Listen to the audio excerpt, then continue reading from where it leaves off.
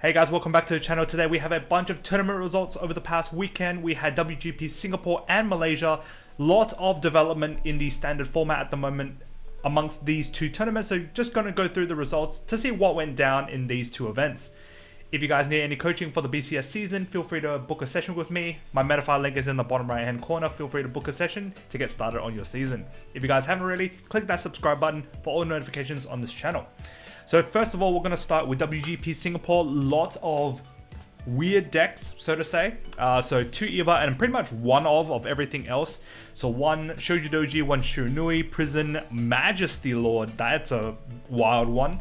1 Leonon and a Lascaria as well. So we obviously do have some of these lists. So we're going to go through them in just a moment. But the top 4 consisted of Sean coming first place. If I'm not mistaken, this is the previous Buddy Fight World Champion, so congratulations Sean. Coming first place with Shojodoji, second place with Shiranui, third Abyss with Eva, and Ko coming fourth with Prison. So just going to go through the first place list. So I think all of these are on English decklog. Somehow they were able to convert their Japanese lists on the English decklog. So make sure you're using English decklog if you want to check out these lists. So pretty straightforward Shojodoji deck. Man, Shiranui has been so dominant recently that I'm completely confusing it with Shojodoji. But anyways, Shojodoji, pretty much the best deck in the format at the moment. A lot of representation across, Asian countries, and obviously where it's legal at the moment. We probably will see an influx of this, and it's actually a pretty cheap deck. So, if you are pretty much sweating for the BCS season, I think this is a great deck to pick up. And the engine, most of it is pretty cheap anyways. I think a lot of it comes in the new set anyways. So like the only things you really need are like the Azasuos. If you played Shiranui, you would have had them. And this grade 3, right? And like a bunch of PRs. But the PRs got like reprinted like a bunch of times, right? So Shojodoji Ride Line, and then pretty much you're playing 4/4 of each of the PRs. So this one is an attack extender for CB1 when 2 of your rear guards go into Soul. But the good thing is that you're pretty much CB-less in this deck because this guy, the Kunai guy, pretty much counter charges, right? So yeah, like it's super free deck. This is like, when it's placed by an ability, Soul Blast 1. If you have a Shojodoji Vanguard, you Soul Blast 1 to draw 1. Gains 10k if 2 or more units were called by abilities or onto rearguard or something like that. And then pretty much you have hand rip with Shojodoji, and then pretty much everything else is like a consistency buff, right? So your new grade 2, grade 1s, just consistency buffs to be able to sustain you throughout the game. But yeah, this deck is really, really strong and pretty much capitalizes on, I think it's like 9 attacks or something with this, potentially more. If you have 5 open CB, you're pretty much dead, right? So yeah, very, very cool deck. Definitely a deck that I will be exploring in the very near future. So congratulations, Sean, for coming first place at WGP Singapore this season. This is the Shiranui list. So nothing super crazy. Obviously playing the Dual Nation grade 2. The inclusion of the grade 1 Cycler from Festival Collection, where pretty much if you discard something, if it's in the bin, you can Energy Blast, bind this card, and then return one of the cards back to hand. Interesting inclusion, because I think what you can do is you essentially ditch, like, I don't know, like, let's just say you're ditching Oboro, right? You're pretty much refunding it. You're ditching this, you're refunding it. But like, if you're, I guess if you're ditching like this grade 1, then I guess you get it back. Making 2 card ditches a bit more affordable than, ditching 2 and not getting anything back. So yeah, very cool list. 1 Destructive Roar, pretty standard across pretty much all the JP lists now for Shiranui anyways. So yeah, Shiranui. Third was Eva. So this is obviously a deck available in English now, and as you can see, it's pretty much showing results in JP. So, if you're an Eva stan and, you have your Eva deck and you have your 4 Imagra PRs, you're Bing chilling, all right? You're going through the next season A-OK, right? This deck plays 3 PGs, 1 Elementaria, and obviously the new set 2 order, Blitz order, really, really strong, really good into Luard.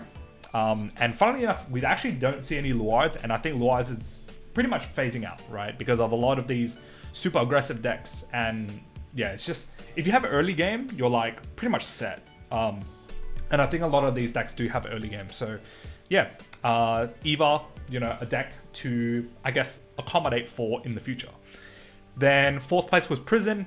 This is a pretty cool Prison list, capitalizing on the, I keep calling it a pineapple, but it's definitely not a pineapple. It's this alien guy, pretty much, yeah, it's big shield, right? It makes the deck really tanky, and this deck is actually playing something very similar to a previous deck that we saw in JP, where the JP one played 4 of the Pseudo Sentinel, and then max out on the alien, and yeah, this with this order, right?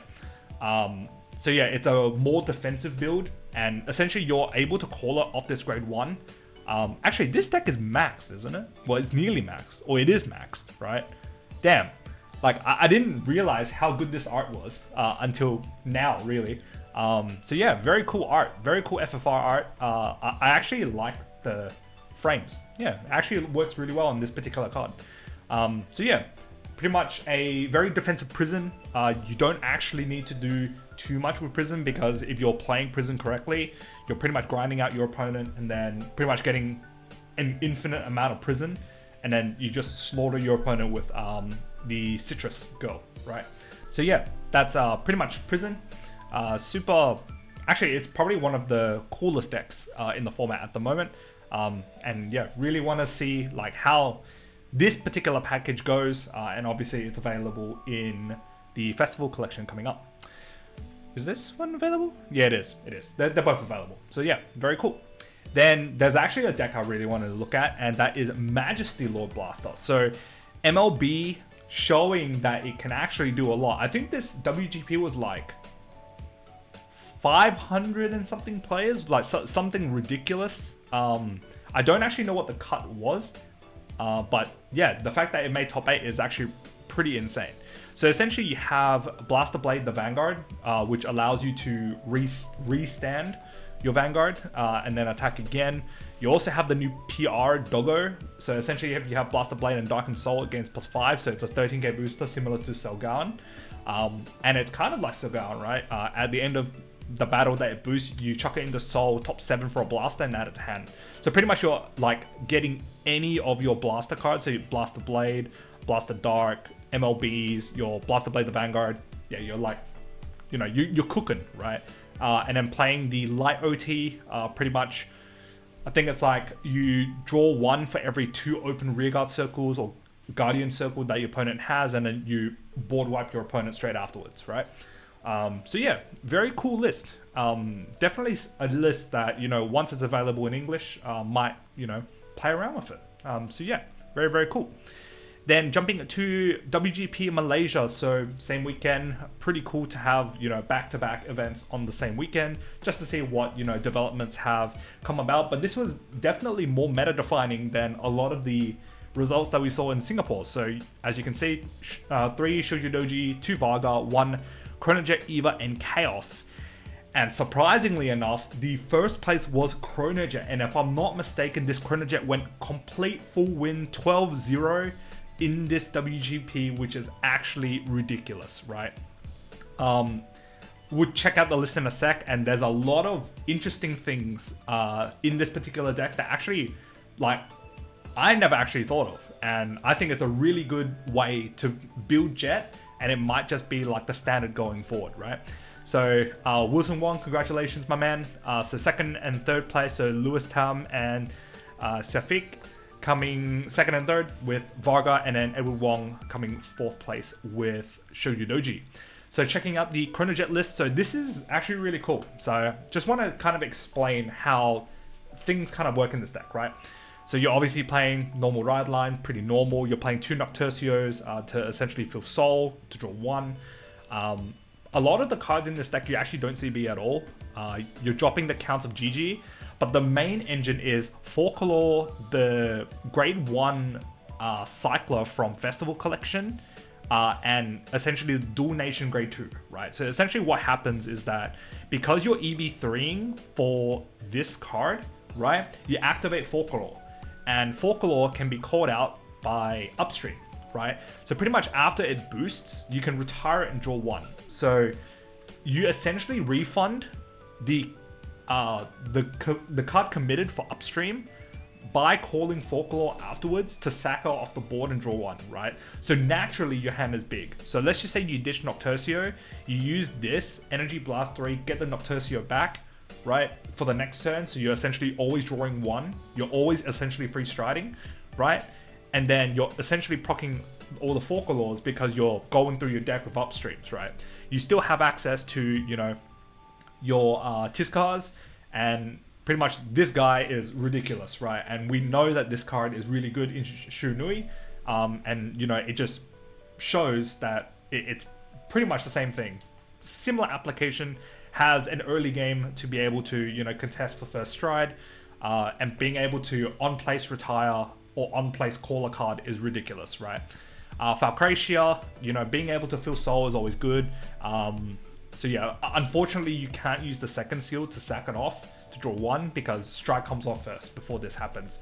But yeah, it's a pretty interesting concept. Being able to EB3, return the Nocturcio back to draw one, and then you're essentially activating Folklore for the rest of the turn, right? If you have Folklore in hand, then it's energy charging one so that you can activate your Tiscar, and a lot of the cards in this deck don't actually CB at all.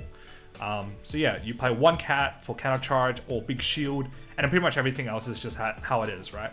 So yeah, very cool Jet list. Much respect to this player. At very, very cool cooking class for this deck. So yeah, very cool. So that is the Jet list, and then looking at the second place list. So this is Vargard. This is available in English, so feel free to, you know, cook with this deck. Nothing too crazy. 4 Rokusei, 4 Shura, maxing out on Boulder Axe, and obviously Falart,